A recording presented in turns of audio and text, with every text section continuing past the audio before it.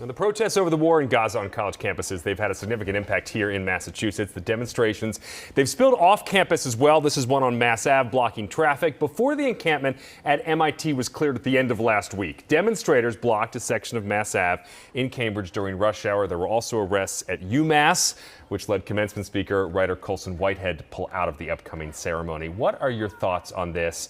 And has it been too long before some of these university presidents have really taken action? I think what we've seen across the country is a lot of pain, a lot of heartache, a lot of anguish. Certainly the events of October 7th were horrific, and Hamas's attack on the people of Israel. I think that people are understandably devastated by what we've seen happen in Gaza and the number of people killed, women and children in particular. What I feel about this, though, Ben, is that we've got to be clear about who we are and what is going on. There is a right that we welcome, that we revere in this country, to protest, to speak out. There's also a difference between that and threats of violence or acts of violence.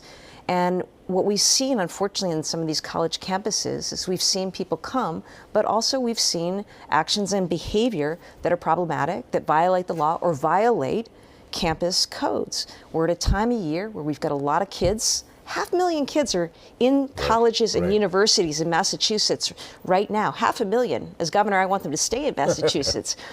But we've got final exams, we've got commencements. And these college seniors did not get high school commencements in the pandemic. The same group. So, I think it's been appropriate for our college campuses to take the actions that they have taken.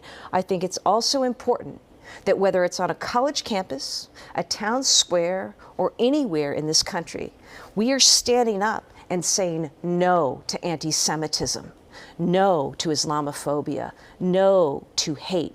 We have to be really clear as Americans that that's who we are. And there may be interests or forces out there looking to foment, looking to take us off course from those principles, those basic principles.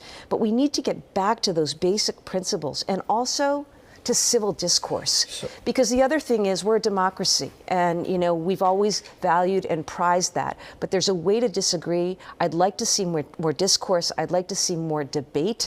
And certainly, I support what President Biden has been doing. You're making a trip to the Vatican this week.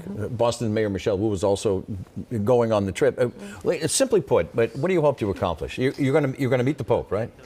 I am going to meet the Pope, and this was at the invitation of the Pope and a trip arranged by University of Massachusetts Boston, its Chancellor, Manuel, he's fantastic. He just does such a wonderful job, Manuel Suarez Orozco, and it's an opportunity for us to showcase Massachusetts' leadership on climate on a global stage. And so this will be a gathering of world leaders, including other governors, mayors. Mayor Wu is also going, myself, along with scientists, business people, to talk about the actions we're taking on climate. As people may know here, I established a climate chief, first in the country, a first of its kind green bank that supports affordable housing.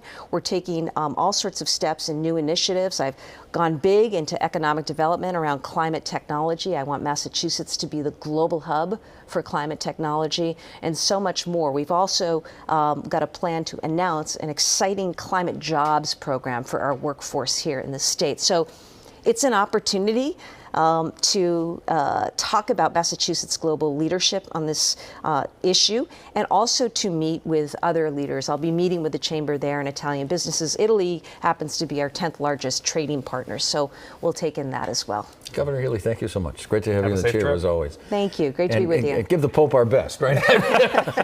It's about as close to the Pope as we might get. I'll ask him to pray for all of us. Right. We all need it.